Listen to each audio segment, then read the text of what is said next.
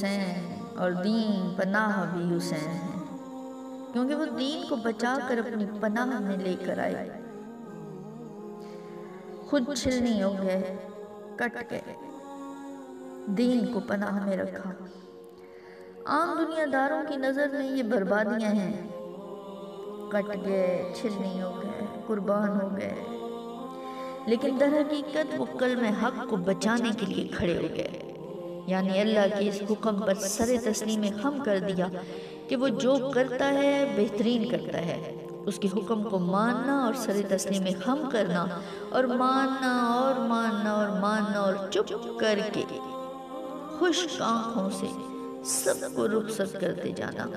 قربان کرتے جانا۔ یہی صبر و رضا ہے، یہی اسلام اور اسلامیت یہی ہے، اللہ کے راستے پر سر تسلیم خم کر دینا کہ وہ سر سجدے میں چلا جائے اور کہا جائے کہ جیسے تیری رضا۔